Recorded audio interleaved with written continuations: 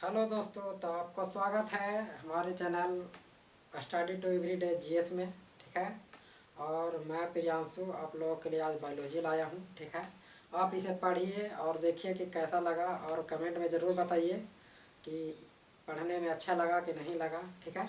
हम लोग basic level से देख रहे हैं। ठीक है। तो बायोलॉजी शुरू से शुरुआत से प्रारंभ करें तो देखिए क्या है बायोलॉजी। बायोलॉजी जिसको हिंदी में कहते हैं जीव विज्ञान। ठीक है। बायोलॉजी जो शब्द है वो किस चीज़ से बना हुआ है? बायोस और लोजोस से बना हुआ है। किससे बना है? बायोस और लोजोस से बना हुआ है। बायोस का अर्थ होता है जीवन। क्या होता है? जीवन। और लोजोस का अर्थ होता है अध्ययन।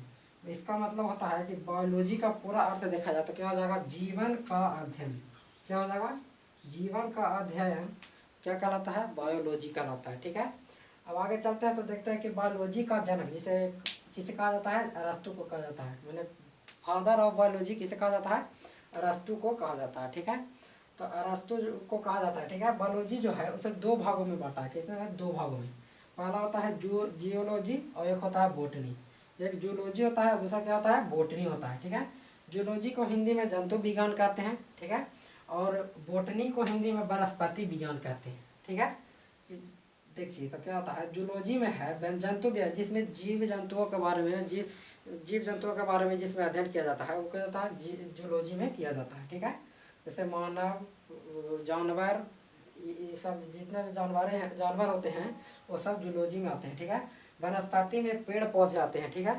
पेड़ पौधे दवा हुआ बनने वाले वनस्पति सब क्या आते हैं? बोटनी में आते हैं। ठीक है। यहाँ देखें तो क्या है कि जूलॉजी का जनक जैसे मैंने फादर ऑफ जूलॉजी किसको कहते हैं? अरस्तु को कहा जाता है। किसे कहा जाता है? अरस्तु को कहा जाता है। ठीक है। और इसी प्रकार देखा जाता है बोटनी बोनी जो वनस्पति विज्ञान है इसका जनक किसे कहा जाता है? थियोफ्रेस्टस को कहा जाता है। फादर ऑफ बोटनी किसे कहा जाता है? थियोफ्रेस्टस को कहा जाता है। ठीक है। मेन यहाँ देखते हैं कि बायोलॉजी जो शब्द है, ठीक है, सब पहला प्रयोग किसने किया था? सबसे पहले किसने किया था?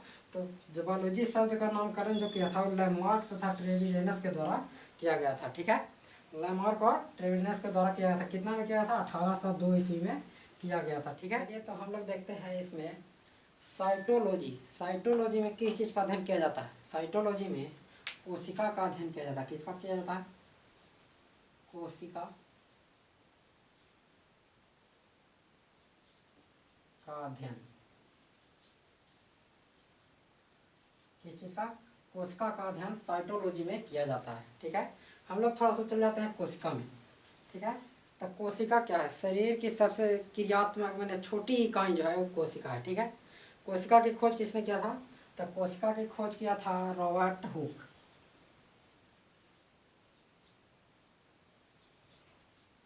किसने किया था? रॉबर्ट हुक ने कोशिका की खोज की थी। ठीक है। लेकिन जो कोशिका को इन्होंने खोज किया था वो कोशिका मृत थी। क्या थी? मृत कोशिका थी।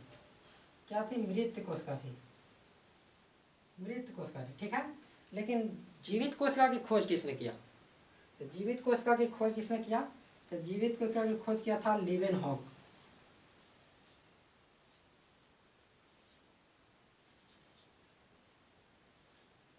इनका पूरा नाम होता है एंटोनी वॉन लीवेनहॉक कहा जाता है। ठीक है। लीवेनहॉक ने जीवित कोशिका की खोज की थी। इसकी जीवित कोशिका की खोज की थी। ठीक है। मेन इसको में हम आगे देखते हैं कि कोशिका सिद्धांत देखते हैं। तो कोशिका सिद्धांत किसने दिया था?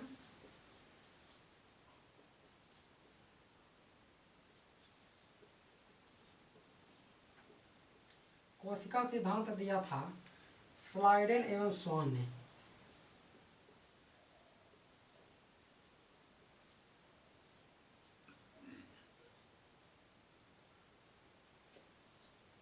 ठीक है।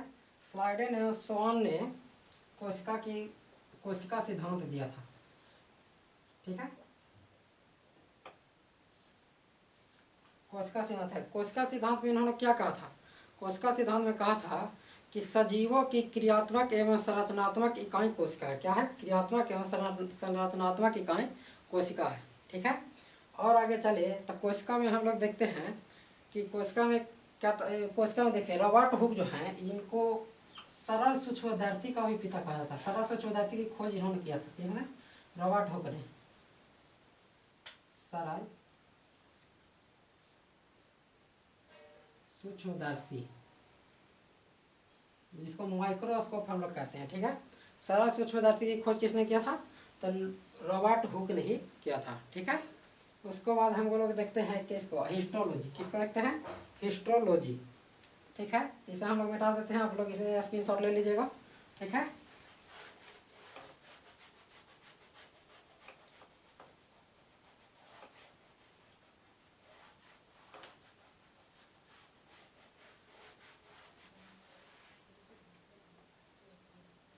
हिस्टोलॉजी, हिस्टोलॉजी में आप लोग देखिए आता है, हिस्टोलॉजी में क्या आता है? ऊतक का अध्ययन किया जाता है,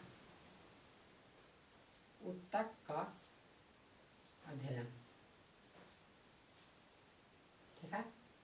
ये क्या होता है? कोशिकाओं के समूह को ऊतक कहा जाता है, ठीक है। देखिए क्या होता है, को सबसे पहले होता है सबसे छोटी इकाई कोशिका, ठीक है। उसके बाद कोशिकाओं को मिलने से क्या होता है? ऊतक का निर्माण होता है। ऊतकों के मिलने से क्या होता है? अंग का निर्माण होता है। और अंग को अनेकों अंग, सभी अंगों को मिलने से अंग तंत्र का अंग तंत्र, और अंग तंत्रों को मिलने से क्या होता है? शरीर का निर्माण हो जाता है, ठीक है। शरीर का निर्माण होता है। ये 5 आपको याद रखना है, ठीक है। कोशिका के मिलने से ऊतक, ऊतक के बाद अंग, अंग के बाद क्या होता है? अंग तंत्र, और उसके बाद शरीर हो जाता है, ठीक है। चलिए तो हम लोग आगे चलते हैं। तो आगे क्या है? पेट्रोलॉजी। तो हम लोग देखते हैं कि पेट्रोलॉजी में किस चीज़ का अध्ययन किया जाता है। तो पेट्रोलॉजी में अध्ययन किया जाता है चट्टानों का,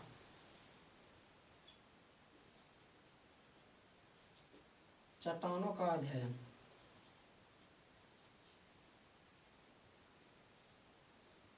जिस चट्टान में पेट्रोलियम पदार्थ निकलता है, उस चट्टानों का अध्ययन क्या कहलाता है? पेट्रोलॉजी में किया जाता है, ठीक है। उसके बाद हम लोग देखते हैं कि पेडोलॉजी। पेडोलॉजी में किस चीज़ का अध्ययन किया जाता है? तो पेडोलॉजी में मिट्टी का अध्ययन किया जाता है। किसका? मिट्टी, मिट्टी का अध्ययन, मिट्टी का अध्ययन पेडोलॉजी में किया जाता है। कहीं कहीं फसल नहीं उगते, उसके बारे में पता लगाने के लिए पेडोलॉजी में ही पेडोलॉजी को ही अध्ययन किया जाता है, ठीक है। आगे चलते हैं तो जीनेटिक्स। जीनेटिक्स में किस, आनुवांशिक पदार्थ का अध्ययन।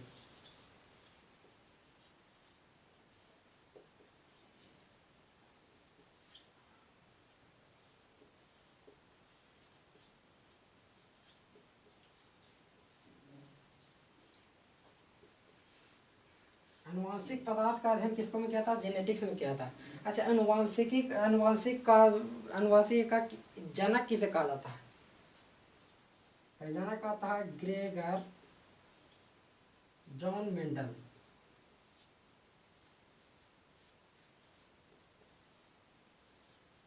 ठीक है। ग्रेगर जॉन मेंडल को आनुवांशिकी का पिता कहा जाता है, फादर ऑफ जेनेटिक्स, ठीक है। जेनेटिक्स में हम लोग देखते हैं, तो चलते हैं आगे, सॉरी जेनेटिक्स में, अब चलते हैं इसको मॉर्फोलॉजी, ठीक है। मॉर्फोलॉजी में हम लोग चलते हैं, तो मॉर्फोलॉजी में देखते हैं, तो मॉर्फोलॉजी में किस चीज़ का अध्ययन किया जाता है? तो मॉर्फोलॉजी में जीव जंतु,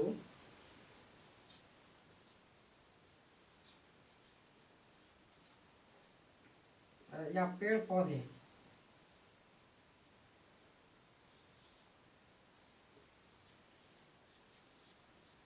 जीव जंतु या पेड़ पौधे के बाहरी संरचना का अध्ययन।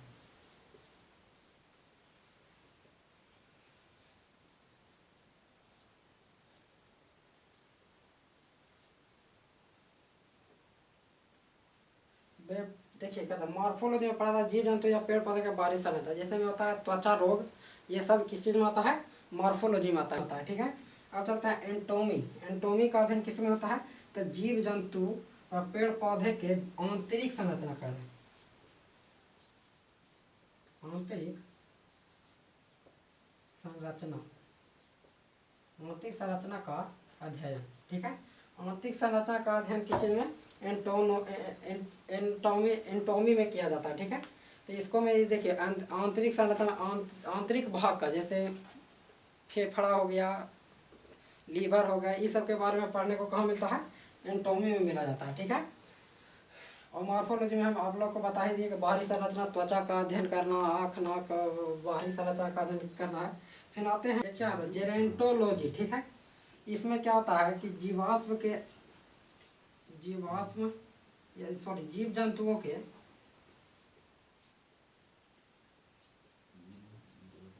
या जीव जंतुओं या जीवाश्म का जो उम्र है उसका उम्र का पता लगाने का अध्ययन।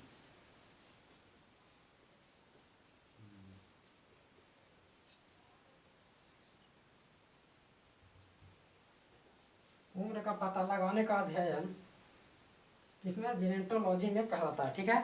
तो उम्र का पता किस किस चीज़ों से लगाया जाता है, तो सबसे पहले हम लोग देख लेते हैं कि कार्बन 14 के द्वारा किस चीज़ का पता लगाया जाता है, तो जीवाश्म का उम्र।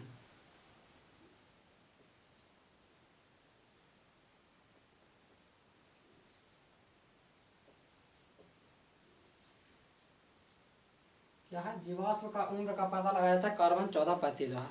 जीवाश्म जैसे में पुराने मृत व्यक्तियों का मिलना, उसे या जानवरों का मिलना, या पेड़ पौधों का पेड़ पौधे पुराने से पुराने पेड़ पौधों का मिलना, उसका उम्र का पता किस पत्ती द्वारा, कार्बन 14 पत्ती द्वारा लगाया जाता है, ठीक है।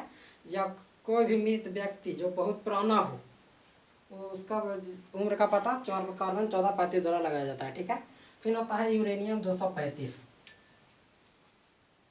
इसमें आपको चट्टान, मूर्ति,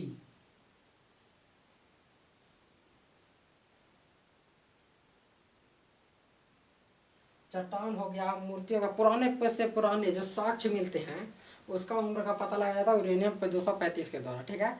कहीं कहीं मूर्ति मिलती है, कहीं चट्टानें मिलती है, कहीं कुछ कुछ मिलते ही रहता है, उसका पता लगाने के लिए 235 का प्रयोग किया जाता है, ठीक है। लेकिन जो जीवित था और उसके बाद उसकी मृत्यु हुई उसका पता लगाया था कार्बन 14 द्वारा, ठीक है। और जो हमेशा से मृत था उसका पता लगाने में यूरेनियम 235 का प्रयोग किया जाता है। अगर जीवित जो है अभी जीवित जो पेड़ पौधा है उसका उम्र का पता कैसे लगाया था, तो उसकी वार्षिक वलय को गिनकर, वार्षिक वलय, उसके वार्षिक वलय को गिनकर उसका उम्र का पता लगाया जाता है। हर एक साल एक ही वलय का निर्माण होता है पेड़ पौधे में, ठीक है। तो वार्षिक वलय को गिनकर उस पेड़ का उम्र का पता लगाया जाता है, ठीक है। तो हम लोग फिर से एक बार रिवाइज कर लेते हैं। तो पता होता है साइटोलॉजी में क्या होता है, कोशिका का अध्ययन। कोशिका का खोज किसने किया था, रॉबर्ट हुक, जो मृत कोशिका थी। उसके बाद हम लोग चलते हैं तो जीवित कोशिका की खोज किसने किया था, तो जीवित कोशिका की खोज किया था लीवेनहॉक, ठीक है। उसके बाद हम लोग का अध्ययन किया जाता है। फिर क्या होता है पेडोलॉजी में क्या होता है, मिट्टी का अध्ययन किया जाता है। किसका, मिट्टी का अध्ययन पेडोलॉजी का होता है। जेनेटिक मैंने अनुवांशिक पदार्थ नहीं, अनुवांशिकी का अध्ययन होता है, ठीक है। अनुवांशिकी का अध्ययन किस में आता है, जेनेटिक्स में होता है। जिनके जन्मदाता मैंने जनक किसको कहा था, ग्रेगर जॉन मेंडल को कहा जाता है, ठीक है। आप लोगों ने 10 क्लास में जरूर पढ़ा होगा, मटर के पौधे वाला जो सिद्धांत दिया था उसे तो आप लोग जरूर पढ़ा होगा, ठीक है। आगे चलते हैं तो मॉर्फोलॉजी में क्या होता है, जीव जंतुओं और पेड़ पौधे के बाहरी संरचना का अध्ययन किया जाता है, ठीक है। तो बाहरी संरचना में हम लोग का क्या हो गया, जीवित का चमड़े का अध्ययन हो गया, ठीक है। चमड़े के बारे में पढ़ना, ठीक है। उसके बाद चलते हैं आँखों के बारे में, नाक के बारे में, कान के बारे में, इस सब के बारे में अध्ययन कुछ में आता है तो मॉर्फोलॉजी में आता है, ठीक है। एंटोमी में जीव जंतु का आंतरिक संरचना का अध्ययन किया जाता है। आंतरिक संरचना में हम लोग जानते हैं क्या, जैसे हम लोग का फेफड़ा हो गया, यकृत हो गया, वृक्क हो गया, ये सब किस चीज़ में आता है, तो एंटोमी में अध्ययन किया जाता है। और देखो जेनेटोलॉजी में जीवाश्म के उम्र का पता लगाने वाला अध्ययन किया जाता है, ठीक है। जिसमें हमने बताया कि कार्बन 14 पत्ती द्वारा जीवाश्म का अध्ययन किया जाता है, जीवाश्म के उम्र का पता लगाया जाता है, ठीक है। और आगे चले तो हम लोग यूरेनियम 235 बताया, जिससे पुराने से पुराने मूर्ति अवशेष जो मिलते हैं उसका पता लगाया जाता है। और उसके बाद वार्षिक वलय को गिनकर पेड़ का उम्र का पता लगाया, जो जीवित हो उसका वार्षिक वलय को गिनकर पता लगाया था उसके उम्र का, ठीक है। तो आज के लिए बस इतना ही। इसमें से एक ना क्वेश्चन जरूर पूछता है, ठीक है। इससे और वीडियो लाएंगे इसी पर, ठीक है। लेकिन आज इसको देखिए और बताइए कि कैसा लगा आपको ये वीडियो। धन्यवाद।